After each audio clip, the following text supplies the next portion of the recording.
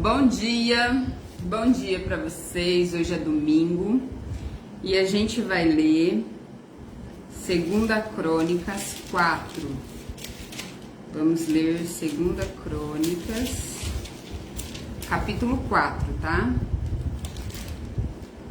Continua na construção do templo, vai falar sobre os objetos do templo, então é um texto bem descritivo sobre o que foi usado no texto, tá? O que foi usado no templo. O sentido espiritual, ele é que Salomão está obedecendo. Salomão está fazendo de acordo com aquilo que Deus mandou fazer, porque Deus deu toda a instrução para Davi. E obviamente que ele tem toda essa instrução, também adquiriu através da sabedoria que Deus dá para ele. E ele está fazendo como Deus mandou. Então é isso que a gente vai ler, como que ele está fazendo os objetos do templo, as coisas do templo, tá? Vamos orar? Pai, em nome de Jesus, muito obrigada, Senhor. Obrigado porque o Senhor é bom. Obrigado que o Senhor tem nos mostrado o caminho, o Senhor tem nos ensinado, Pai. Eu sei, Pai, que 2026 é um ano diferente. É um ano, Senhor, onde o Senhor vai estar com a gente o tempo todo o Senhor nos guiará. Pai, em nome de Jesus, nos ajude a entender a sua palavra sempre. Hoje é dia de estar na sua casa, na igreja. E que Deus nos abençoe, Senhor. Que nós possamos ir levar o melhor culto para o Senhor. Porque o culto é nosso. Em nome de Jesus, amém. Gente, hoje é dia de cultuar. Quem não foi cultuar de manhã, vai à noite, né? Ou à tarde. E quando a gente leva um culto para Deus, a gente vai cultuar a Deus. O culto é para Deus, mas quem entrega somos nós. E muitas vezes a gente vai no culto para receber. Acontece que Deus não criou o culto para nós recebermos. Deus criou o culto para nós entregarmos. Então nós entregamos louvor, nós entregamos adoração, entregamos um coração sincero e rendido a Deus. Então o culto era para nós entregarmos. Receber faz parte da situação, né? Obviamente que vai ser lido a palavra, vai ser falado sobre Deus, vai dar um estudo, um ensino. Então, receber é consequência. Nós vamos para entregar, tá? Que Deus abençoe você, que você vai entregar o seu culto, o seu melhor para Deus, tá bom? Aqui fala assim: quase todos esses objetos do templo eram os mesmos que já tinham sido usados na tenda sagrada, ou seja, na construção do tabernáculo. O tabernáculo era uma tenda, tá? Então fala assim: Salomão mandou fazer um altar de bronze de 9 metros de comprimento por 9 metros de largura e 4,5 de altura. Também mandou fazer um tanque redondo de bronze com 2,25 metros de profundidade, 4,5 metros de diâmetro e 3,5 metros de circunferência. Ao redor da borda de fora do tanque, uma medida de 13,5 metros havia 2 carreiras de figuras de touro de bronze, então na volta da borda, tá? Esse tanque era para os sacerdotes se purificarem, se lavarem, por isso que ele era bem grande. Então, havia 2 carreiras de figuras de touro de bronze, que tinham sido fundidas todas em uma só peça junta com o tanque. O tanque se apoiava sobre as costas de 12 bezerros de bronze que olhavam para fora.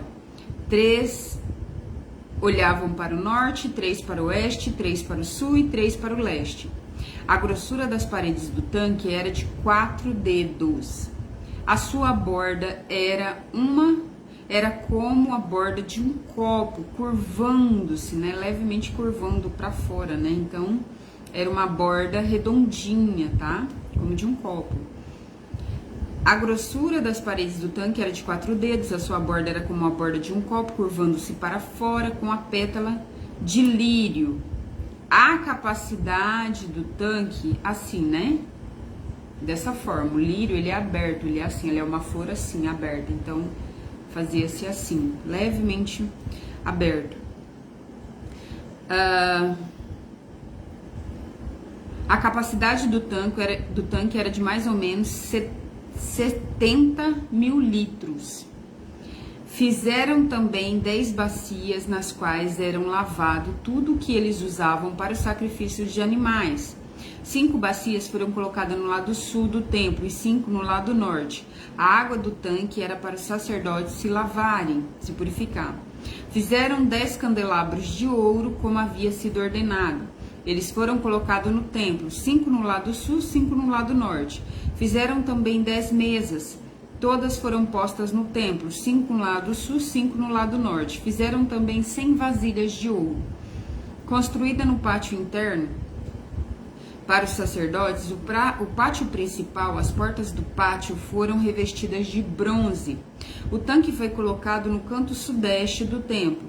Urã fez também, Urã é o artesão, fez também pás e bacias. E assim que terminou todo o trabalho encomendado pelo rei Salomão para o templo de Deus, esta é a lista do que ele fez: 2 colunas, 2 remates em formas de taças que ficaram no alto das suas colunas, desenho de correntes entrelaçadas em cada remate, 400 romãs de bronze e uma carreira ao redor do desenho de cada remate, 10 carretas, 10 bacias, um tanque, 12 touros que sustentavam os tanques, panelas, pás e garfos. Como Salomão havia ordenado, Urã, o mestre artesão, fez de bronze polido todas as panelas, pás e garfos para o templo, o Senhor. O rei mandou que tudo fosse feito na fundição que ficava entre Sucote e Zereda, no vale do rio Jordão. Esses objetos de bronze que Salomão mandou fazer eram tantos que o seu peso nunca foi calculado.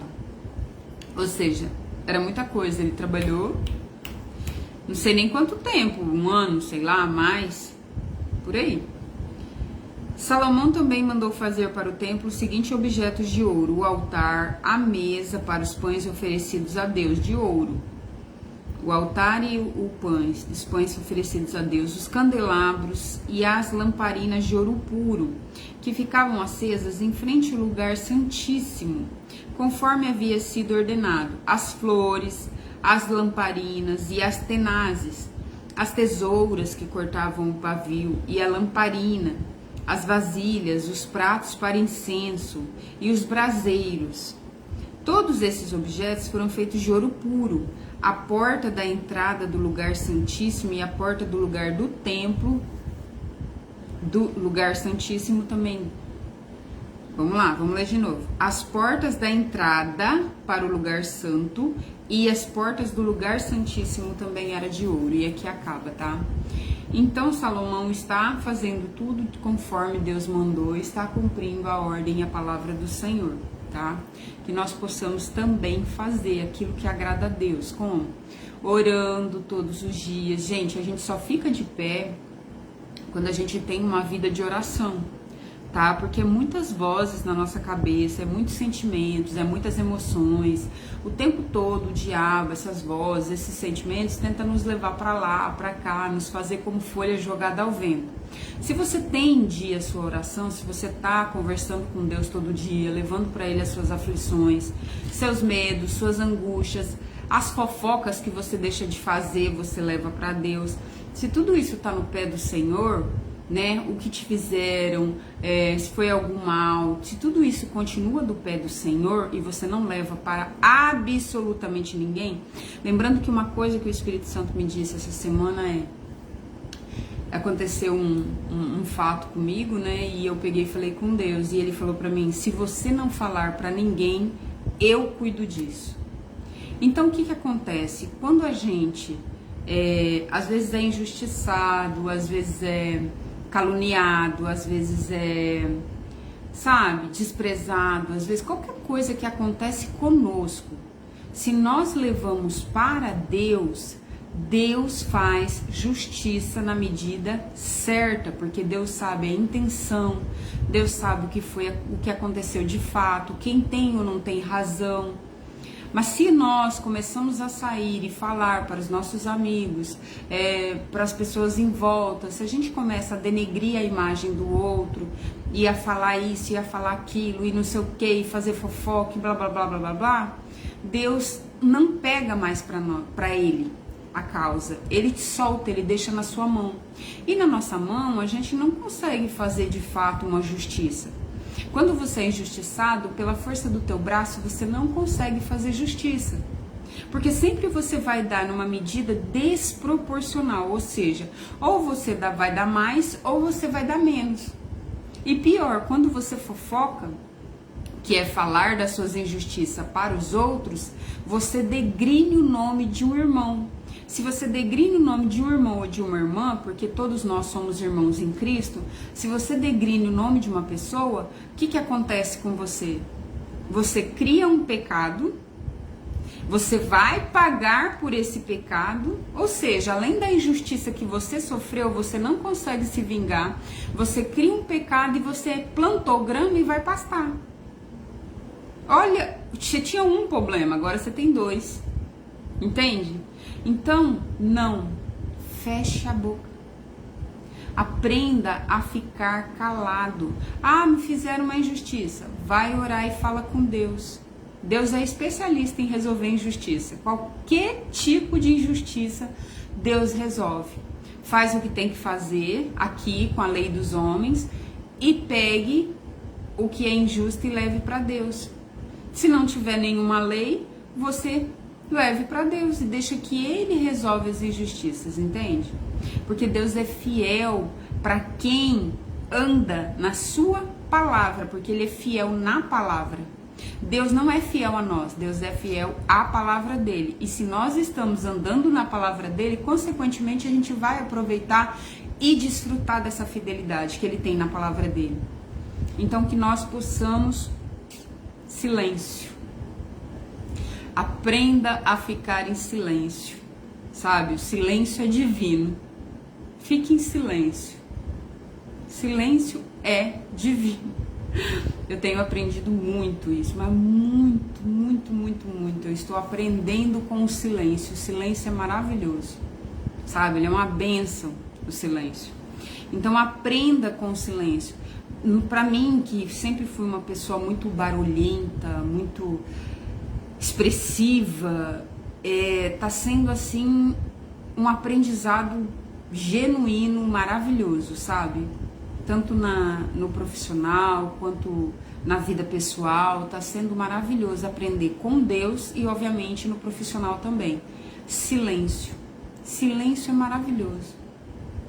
É paz, sabe? É uma paz, é uma tranquilidade, é uma bênção o silêncio, é uma bênção. Então que Deus abençoe vocês. Não fofoque, não fofoque. Não abra tua boca para falar de nenhum irmão seu, porque você vai plantar grama e pastar. Não abra tua boca para ficar em conversinhas alheias, porque isso não faz você crescer profissionalmente. Isso não faz você crescer espiritualmente. Isso só te põe a par do pecado que alguém está cometendo. Então, por exemplo, tem alguém falando, denegrindo a imagem de alguém. Se você colaborou, participou, nem que seja com os teus ouvidos, a não ser que a pessoa te falou e você não teve como sair e cortar a conversa, né? Cortar você pode, mas foi assim, pá! Mas do contrário, se você participar, é assim mesmo, não sei o quê. Plantou grama, tá? Plantou grama e vai pastar.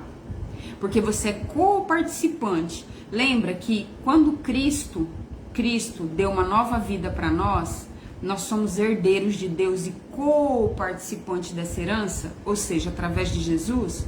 Quando você está numa roda de fofoca e você ajuda a falar mal, você é co-participante disso. Então você está cooperando ativamente para que alguém, o seu irmão, seja denegrido, a sua irmã seja denegrida. Ou seja, então o que você está fazendo?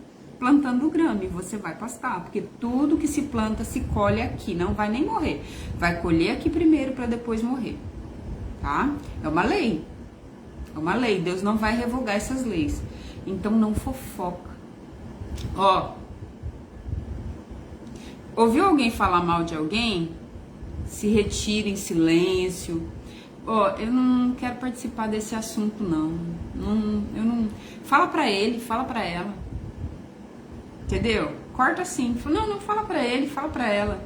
Eu acho que você deveria falar, ó, com essa verdade toda pra pessoa. Você deveria falar pra ela, pra ele. Aí a pessoa já percebe que você não quer participar, a pessoa ou para ou você se retira.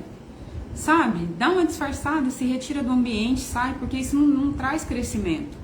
Sabe o que traz crescimento? Foca em você. Primeiro, foca em Deus. Foca em você. Foca no seu trabalho. Foca. Lembra da foca? Fica na foca. Foca no que é importante.